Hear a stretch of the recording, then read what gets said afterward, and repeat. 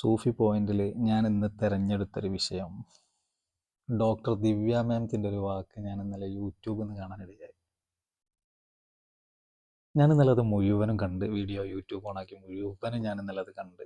ഏകദേശം ഒരു 10-20 മിനിറ്റോളം ആ വീഡിയോ ഉണ്ട്. ഞാനത് ശരിക്കും മുഴുവനായിട്ടും കണ്ട്. വളരെ നല്ല മനസ്സിലാവുന്ന രീതിയിൽ പൊതുസമൂഹത്തിൻ്റെ മുമ്പിലേക്ക് അവരത് അവതരിപ്പിക്കുന്നുണ്ട്.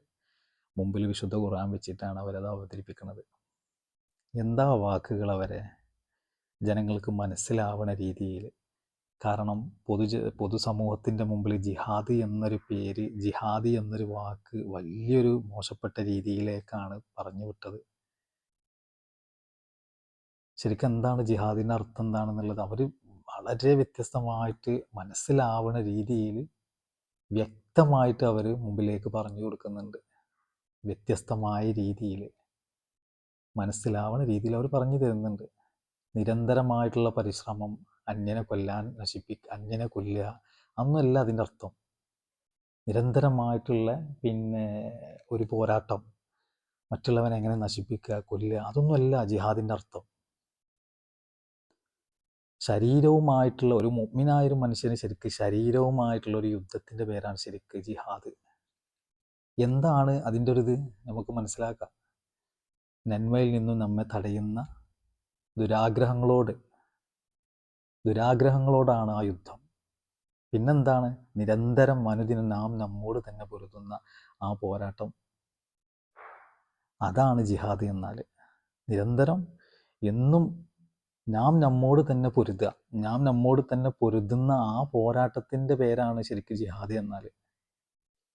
നമുക്കറിയാം, ശരീരം എന്നാൽ ദുനിയാവിൽ പിറവിയെടുത്തുന്ന ശരീരം എന്നാൽ ദുനിയാവിൽ പിറവിയെടുത്തതാണ് ശരീരം. അപ്പം അതിന് കൂടുതലും ഇഷ്ടം എന്താണ്? ദുരാഗ്രഹങ്ങളിലൂടെ സഞ്ചരിക്കാനാണ് നമ്മുടെ ശരീരത്തിന് കൂടുതലും ഇഷ്ടം.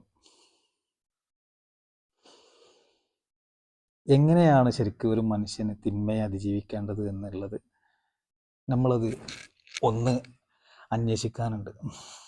എങ്ങനെയാണ് മനുഷ്യന് തിന്മയെ അതിജീവിക്കുക?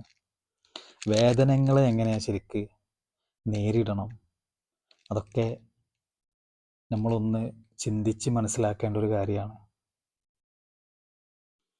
കാരണം നമുക്ക് നല്ല സുഖമാണ്, സുഖങ്ങളിലൂടെയാണ് എല്ലാം, നമുക്കിന്നെല്ലാം സുഖകരമാക്കണം. ശരിക്ക് നമ്മളൊന്ന് ചിന്തിച്ചു നോക്കുക.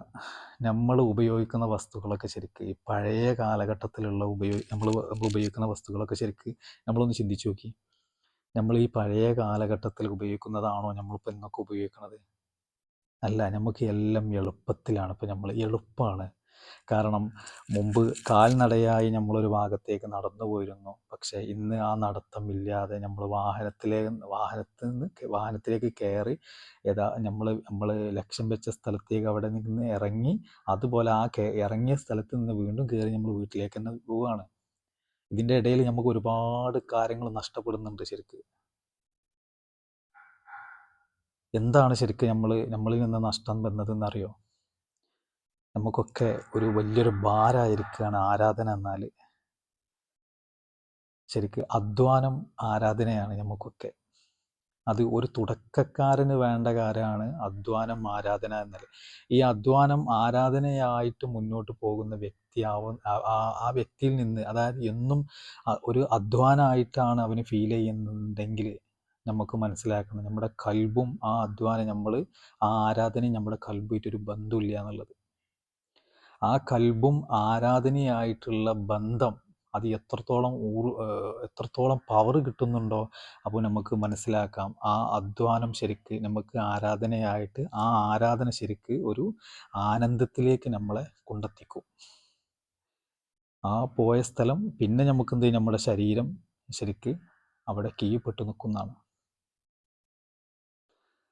അപ്പോൾ നമ്മൾ പരമാവധി ഇപ്പം നമ്മൾ പോകുന്ന റൂട്ട് ജിഹാദിൽ നിന്നാണ് നമ്മൾ പോകുന്നത്. പക്ഷെ ജിഹാദി എന്നാൽ പൊതുസമൂഹത്തിൻ്റെ മുമ്പിലേക്ക് അവതരിപ്പിച്ചത് മറ്റൊരു അർത്ഥത്തിൻ്റെ പേരിലാണ്.